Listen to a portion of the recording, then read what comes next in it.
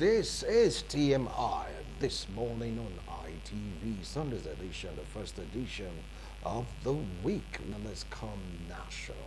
What is really going on? Government policies and implementation, how is affecting the masses. Everyone is saying we are now the common masses, because when you get to town, you get to know what we are talking about. Fuel pump price for like how many times now been increased within how many months. People are complaining bitterly about it. You get to see inflation, cost of living. Now some are accusing Mr. President of paying too much attention to the advice of International Monetary Fund. They are saying yes, Nigerian economy, though it's bad right now, is looking good. It has prospects to rebound. Some are saying, for how long must Nigerians suffer, and some of them paying the ultimate price because we want to revamp the economy? What in the world is going on? I still have my panelists here with me in the studio. I have Dr. Ame Obemodia Honwago. I have Okoro Sahon Baraye, and of course Festus Eki. They are very much on the ground to share their opinions and views on this particular discussion, analyze the impact of government policies vis-a-vis the state of the nation. I'm going to come to you, Festus. You're an entrepreneur, despite the fact that you're a teacher, a politician, you just name it. The economic impact of government policies, no caps. How has it been? Mr. Wincy, the truth is it's not easy at the moment. And we are all trying as much as possible to see that it's easy on us. And when some people use the word, by God's grace, if we're good, I'll just look at them and laugh. A lot of things are not working in this country. And like I've been saying, the president is seated trying to say that the country becomes a better place for all of us. But the forces behind the predicament of this country, they are too much. And some of those forces are residual in our states, our state governors. You understand, when we say a lot of states are not helping issues. You see, fuel subsidy was removed to galvanize the society. The president decided to reinvest the money through the state, through palliative and all that. You understand that it's not working. I guess this will go back to what we discussed in our first section. If the federal government has given Edo State 1 billion per month, and what we could see from it is just some free bus services. So you understand that these governors are not helping issues. And outside the state governors, let's come back to our clergies. And you know, anytime I'm here to talk about the society, I will throw this arrow to the clergies, not just the pastors, not just the traditional rulers. Because I put all of them to be clergies. We'll talk about the imams, the affairs. I have some friends that went through route to Libya those years, 10, 15 years back. And one of my boys will always say, I know they give me food though. But he will just wake up in his morning, in his doorstep, there are food, even some dollars inside. When he was out of camp, he had to do research and find out that it was the missionary that were doing those things. So when churches collect money, they don't just share it, they don't stack it in their account. They go back to invest in society. And a friend of mine in the US, he told me why he came to Nigeria that I pay my tithe and offering because whenever I'm filling my tax reform and I indicate the amount I'm giving to church, it reduces the amount of tax I'm to pay per year. Because they believe that whenever the church collects money from this man, the same church reinvests the money to the society. So charity. To charity, yes. If you check Nigeria as a country, a lot of things are not working. Everybody will just point down to the government, to the president. Yeah, the president at present is having some errors. I voted for him. I campaigned for him. And I am saying it today, there are errors we have seen. And part of the errors start from the NNPCA. The man there is overstaying is in that place. Carry shouldn't be there by now. Because part of the problem we are seeing today is coming from there. Let me shock you what happened. That refinery will begin the production of PMS tomorrow. Carol woke up and increased PMS today. 24 hours later, Dangote begins production. As a psychologist, I sat down and I found out that this was purely a devilish act. They want to put Dangote on the run. We are selling for 1,000, so you can't sell below. And that leads to the present predicament we are having in the PMS price negotiation. So, if the president will listen, Carey is overstaying his days in the office. And I don't understand if they told us that they've done the upstream and downstream deregulation, and now you are telling Dangote not to fix his PMS price. So, the president should sit down and rethink about the NNPCL. The number one problem the man is having today, I will say it without any fear, is the NNPCL. Because PMS price go a long way to control every other aspect of our economy. The present situation whereby we are buying PMS in addition for the rate of 1,250 is something that is uncalled for. And let me shock you. The reason why I keep saying the governors are not helping issue in other states, the state ought to have a regulatory committee that makes sure that if I am buying 1 liter for 1,250, it should be 1 liter. But presently it is a free for all. You may buy 1 liter now for the metering. You are saying 1,250, but go home and check, it's 1,005. That is not the problem of the president.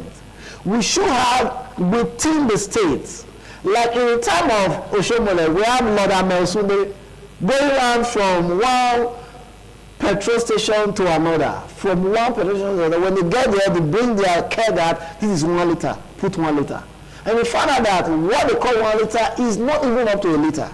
So all these things have effects on the economy. All right, all right. Well, Doc, you do heard him talking about the impact of government policy. He said for him, he's beginning to observe some errors in this administration led by President Bola Ahmed Tinubu. And the major error is coming from the NNPCL. Take it up from there. First, excuse me, first and foremost, what is policy? The definition of policy is simple. It says the guidelines, set of principles to achieve a goal, isn't it? But what we have as policies in Nigeria, they are pronouncements. By the time the individual pronounces, the president, the governor, the state, the chairman or whoever is occupying that seat, that pronouncement become a struggle. Because there's supposed to be a set of rules guiding the policy that you are supposed to, that you are putting out, that then checking the strengths, the weakness, before you ever bring out that policy. But the way it is now, fuel subsidy is gone. The effect is what we are all feeling today. And then the NNPC is, because they are earning so much, they don't care about what Nigerians are feeling. Carey is there, he doesn't care. They want to promote Dangote to say, oh, you cannot do beyond what they are cabals trying to frustrate the president. Because the petrol, oil, crude oil, the petroleum industry is the only thing that can frustrate Nigeria, that will create a lot of crisis. Today we have economic struggles, we have poverty, we have insecurity, we have high cost of living. Your salary, even as a business person, if you have no gen, you cannot run your business. Even a common tailor costs me 20,000 to make a dress, because the tailor will have to use generator so that I can wear the dress when I want to. But if there's light, I'm sure the tailor will not charge that. So the impact in the whole of the country, the whole of the society is grievous. Seriously grievous, because you cannot actually meet up your needs. So from my house to this place, last week I bought fuel 75,000. By the time the fuel is going down, you are afraid, where will I get another 75,000 to buy fuel? That brings in corruption. That brings in other ways to look for how to make ends meet.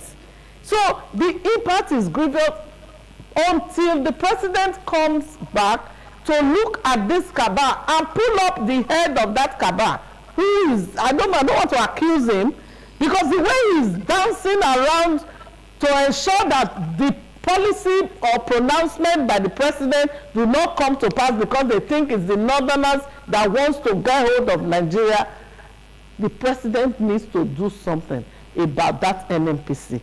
Because the regulation, everybody was happy that yes, now you can buy at your own price, you can get what you want, fix your own price, but we will get it cheaper. Just when the phone came in 2000, some people bought SIM card as much as 100 and something, but today they give you SIM card, even with credit on it, free, 50 naira or whatever. Then sometimes they give you bonanza.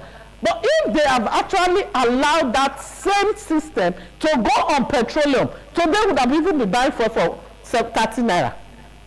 But because of the cabals that they live on that is their business, you cannot remove them. And if you want to remove them, they rather pull down the country. That's it. So by the time they are frustrating the president, they are ensuring that the people are complaining, president, you are not doing well. President is doing well. Because it was really difficult to say, I want to remove the subsidy. He has stepped on a lot of toes. President is doing well.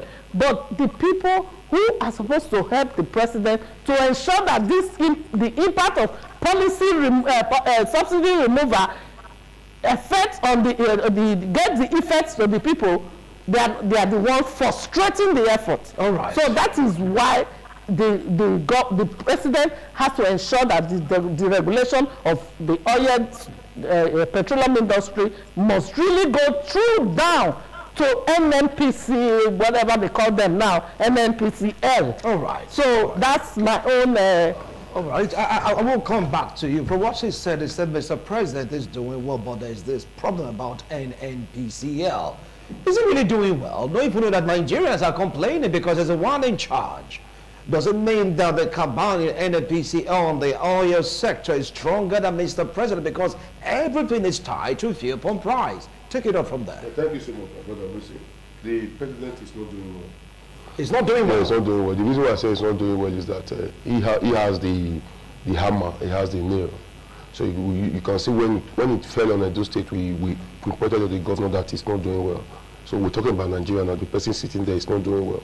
If really you want to salvage the common man, there's nobody that's supposed to be a stumbling block to you. You are the chief security officer of the entire nation.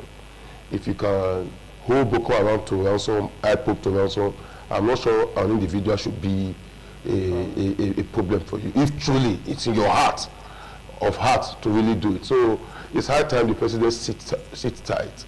Because there is no way. First of all, Nigeria is not, I say it every time, it's not well placed on a good tripod.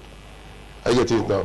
Nigeria, the main base is the northern base, while that of the west and the south is just sketchy. So the northern seed there is that if you are not with us, we pull it out and the entire thing breaks down. So that is what they are using. So until this president comes to say, it's either you people agree or we don't agree, this is what I want, until he takes charge and don't foresee doing things are going to get worse off. Because you cannot tell me that today you get the foil for 1,000 naira, tomorrow you can get it for 3,000. It's no longer. So it's in a pitiable state. So the president should be so vocal to it. He should match words with action. It's time he tells us to say, this is how I want it to be. Buhari was a minister for petroleum for all the time, 8 years. Are you getting that? So if you are also going to be there now, if you want to be there, you should also let things be done rightly. Don't ask when you see the president to say, how is it? Instead of visiting France, visiting UK for 2 weeks, Visit Edo, stay in Edo, and feed the pulse of the people. Visit Anambra State to feed the pulse of the people. Don't just go there to listen. He might not also have done well this side, but we should also tell ourselves the truth on the issue of insecurity. I think we are giving thumbs up there, because before, Boko Haram's issue was like a child's play. Now it's not something we hear on a daily basis again. I'm very, very sure of that. So we are giving, if you can also tackle it, the way he has done security now, to make sure that for us to hear about bombing, suicide issue, it's not like something that is going fading gently. You should bring that into this oil sector, because truly, if it goes down well that fuel prices is at least static for 500, 600 gold back there, I think people will smile back again. The one thing I also should see that is also failing is that if what we are saying, putting the bulk of blame on him, because he is the father of all. I get it now. You can see that the ministers, apart from Wike and co, others are just there doing nothing. The president, don't also forget, should also take blame for something that is good or not good. Now, before now, if you want to do your international passport, it's something that you're going to sweat out your life, spend all your money, not getting. We say, take it or leave it now, go and do it now. You can get your passport within 48 hours. And excepting you want to bribe your way in. If you don't want to bribe your way in, as a layman tomorrow morning, go there by 7 a.m., fill the form. If you cannot jump in tomorrow, before Wednesday, Thursday, your passport is ready, depending on the one you got. So that is also a plus, because before now, you see that you travel out of Benin to go to Asaba, or travel to go to Bayelsa to go get your passport. It's no longer fierce like that. So that is also a good one. Before now, we also saw the former governor of one of the Eastern states, who is the Minister for Works, Omai, was on the street testing the works of how it's going. That zeal has died natural death. It's no longer there. Sapele Road is not passable. Lagos Road on part of Ogun State, not passable. So I don't see what they are waiting for. It's high time they fix these things instead of we repeating. I think right from 1999, Obasanjo to Yadua to Goodluck Jonathan, Lagos Expressway Ibadan has always been on the budget. It's high time it fades away from the budget and we get other means of traveling there. Sapele Road, the same since 1999. So it's high time it's being done while we start fixing things. If we quarrel with the president a little, we should also now also see, why is there a minister?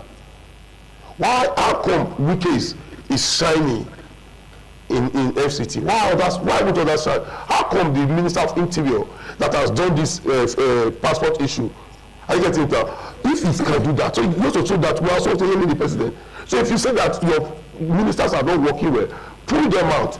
Instead of coming back here to say it's a kaba, you can say go away and put somebody that you know you trust that can deliver for you. It's high time you get those, instead of waiting for all through, moving all through. The sport in Nigeria is dying.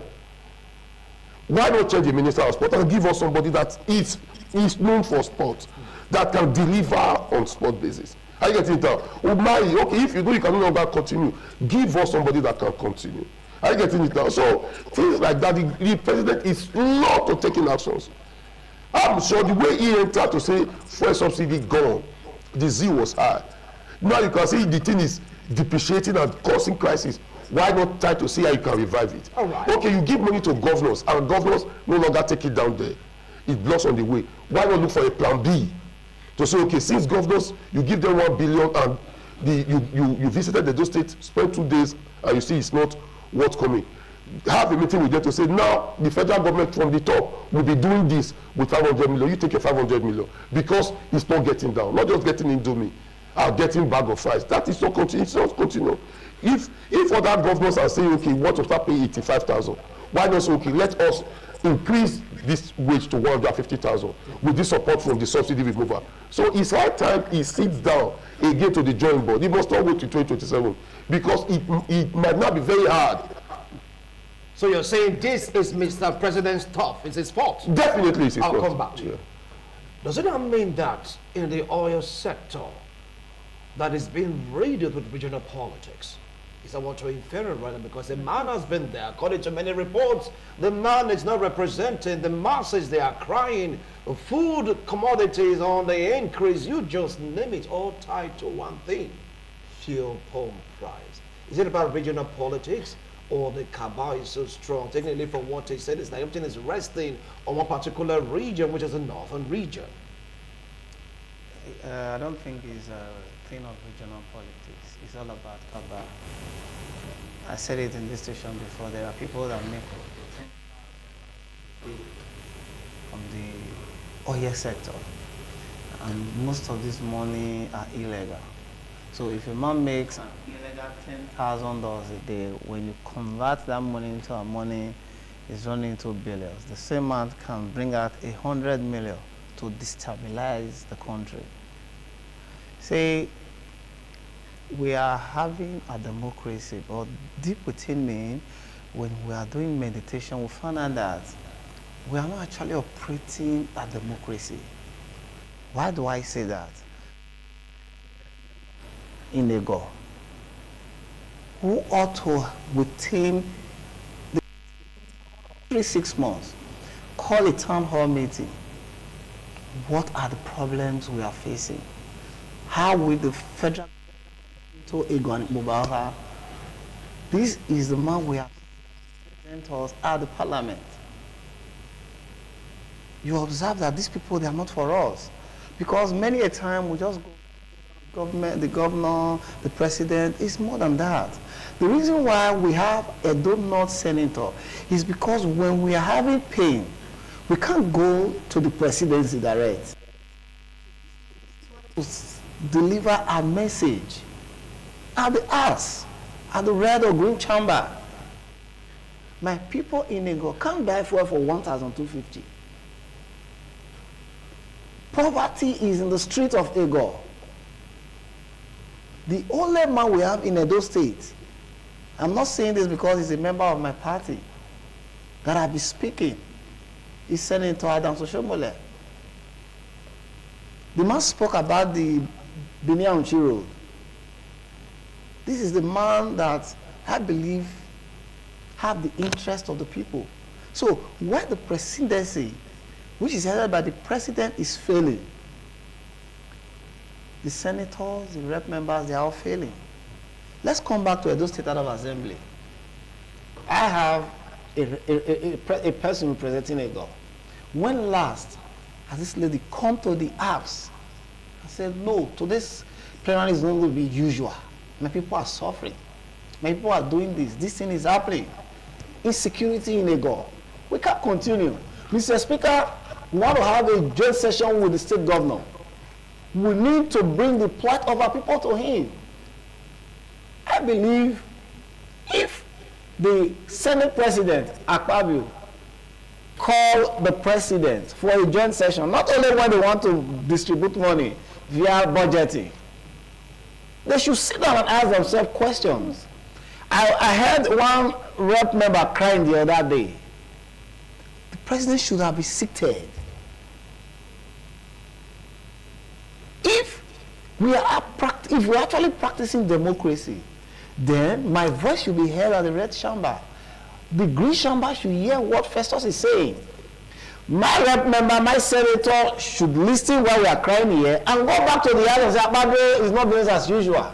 We are having problem in my state. This is not a state government issue. It is a federal issue. He made mention of Sapler Road. Sapler Road is a dead zone. Presently, Akpabio was there. And we say, oh, the minister is there already. Everything will work out. Let me ask you this question. I'm a member of the press conference. Let's not shade away some things. I expected by now the minister representing Edo State should be up and doing. What is the essence of federal executive meeting if you can't represent our interests? What is the essence? You as the minister representing your state should go there and sell it to the president. These are the problems my people are facing. Mr. President, how do we go about this thing? Not going there to say this month, the federal government is taking 59% of the allocation, state government this, local government this. It shouldn't be about sharing our money. That is what I'm telling you. It is not democracy we are practicing. I don't know. We should ask the rep member because I'm coming. While we are going for the president, we should go for our rep and our senators. Okay, I will come back to you. You said if we are going for Mr. President, the reps, the senator, both the National House of Assembly and the State House of Assembly, they should be called to question also. He also said it's not about regional politics. Take it up from there. I said it before, it's not regional politics. It is the cabal. Because, you know, making money illegally and then you want to suddenly cut off that money, it becomes difficult. You build a lifestyle on fake things that never existed, and then the person that wants you, the president, for example, will not say, no, you can't continue like this. For me, I think the way we are in Nigeria now is the way we are supposed to be now, because all the structures that created Nigeria are dilapidated. The whole, so it needs to be destroyed completely. Let's start afresh. How do we start afresh? As a child who grew up to meet the father, my father as a developer, a builder of a state, I have passion for also development because I saw the needs and the importance of development.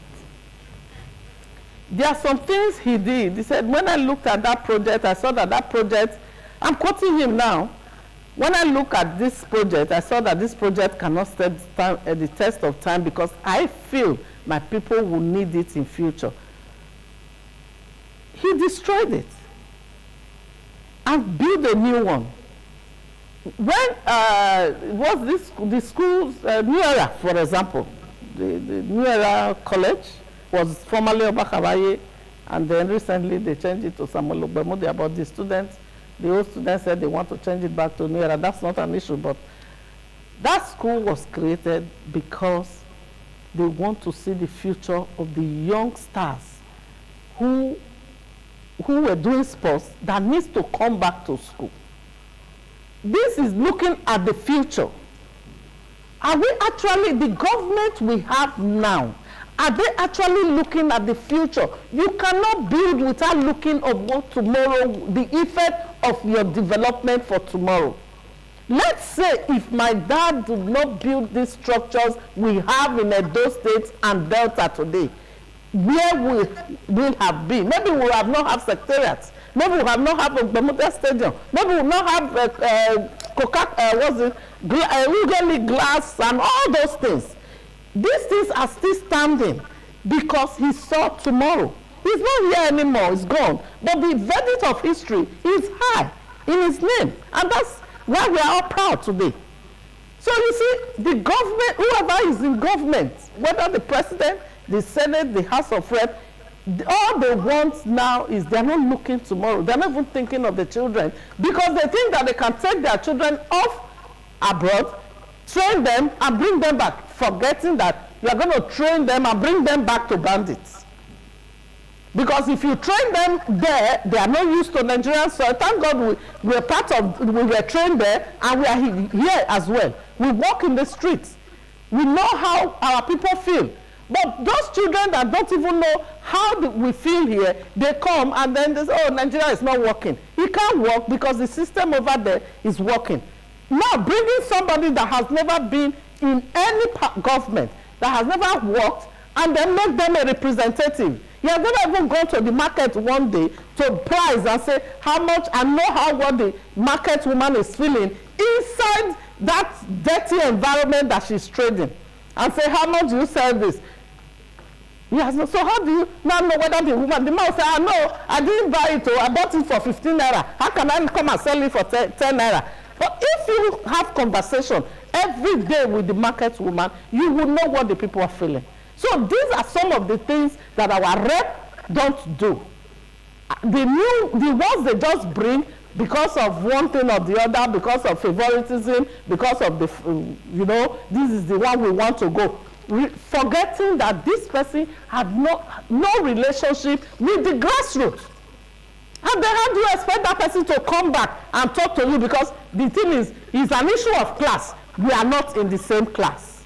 How can I go and talk to him? For me, I am everywhere because I grew up as a governor's daughter, but as well as society person, as well as a grassrooter.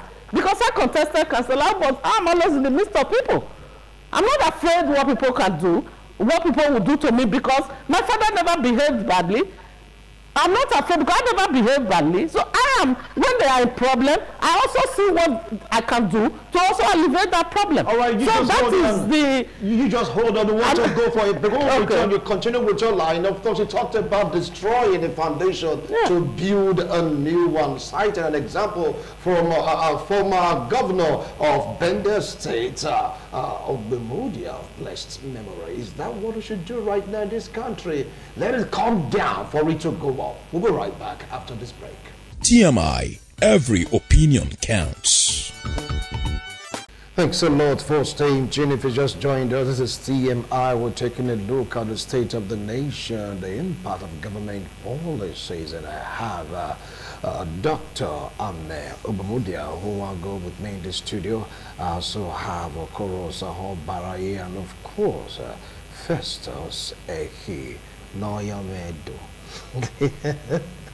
Anyway, they've been speaking their opinions on this, and they have one voice saying that it's true that Mr. President should be blamed, but only Mr. President.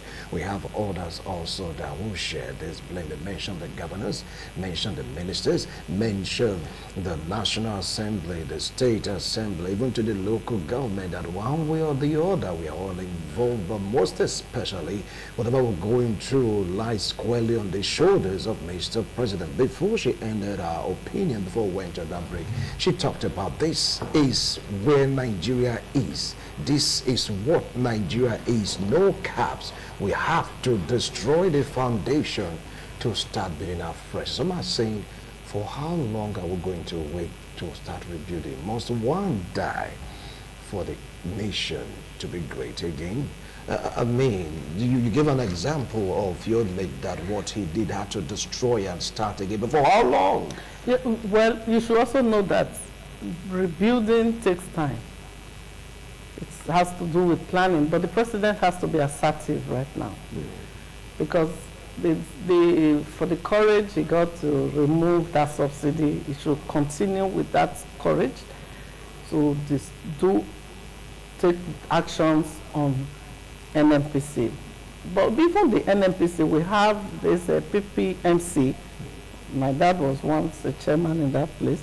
They are the price controls the price. But for a while now, I'm only hearing NNPCL. Yeah, nobody else from them, the price regulator. The price regulator. In the film industry. Yes. So it's just as if they've moved the whole thing to NNPC. And they're so powerful now, so that's why they think that they can. So the president needs to be assertive to ensure that these people do not get hold of Nigeria and destroy. But the president also needs to.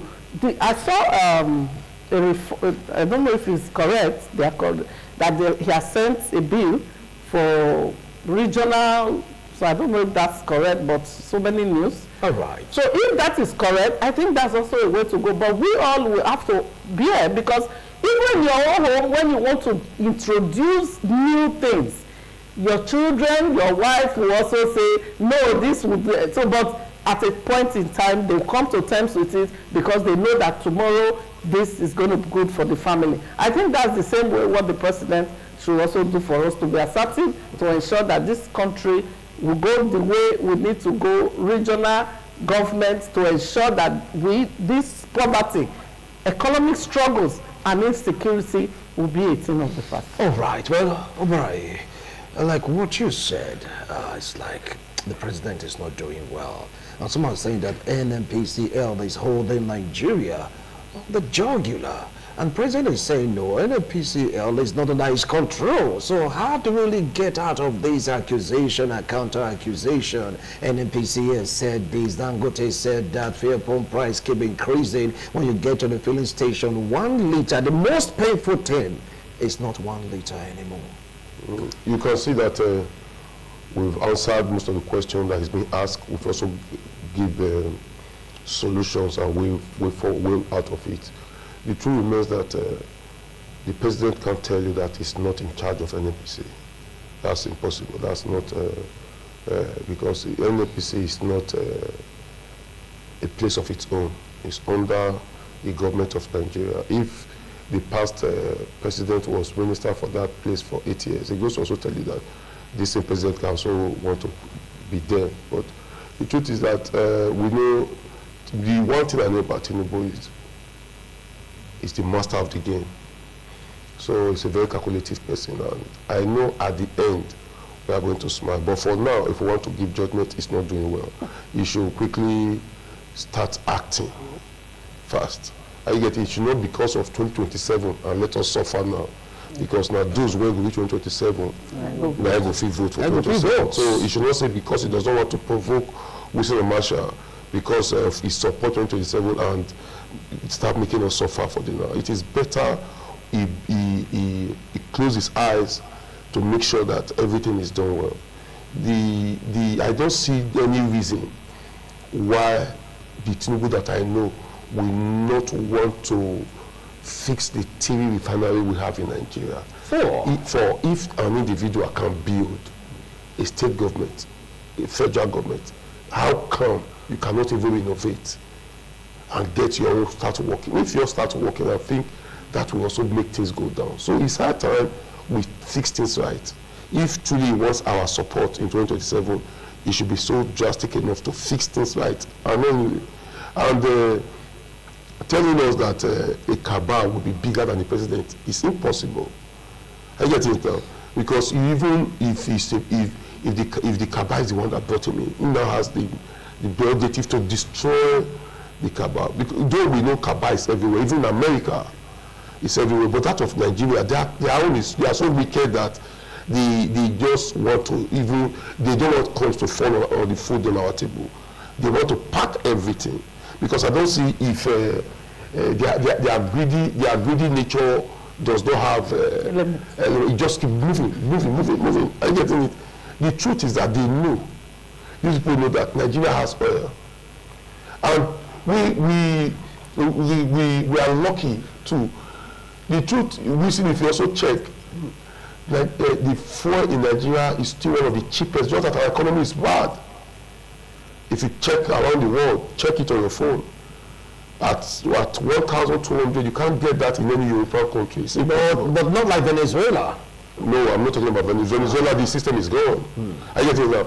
If you want to fill your tank now, convert it in naira in Dublin, you should be looking to above 200,000 naira. Hold on. I would not in that Dublin currency. Listen. I said listen. Yeah. Listen. I'm not telling you I'm in support. I said if we still want to look at it, just that our economy is bad, our phone is still cheap. If we want to compare it to others, it's still cheap, but our economy is bad. Things in that country is good. They have lights, they have security, they have good school, good roads. So if the phone is expensive, they don't feel it. Us, the phone might be cheap, no good road, no light, nothing. So everything still boils down to the poverty. I get it. That is the bottom line. So it's high time if the president decide to say, okay, this fuel, leave it at 1,000 to give Nigeria 24/7 electricity. People will stop buying fuel. Those barbers will stop buying.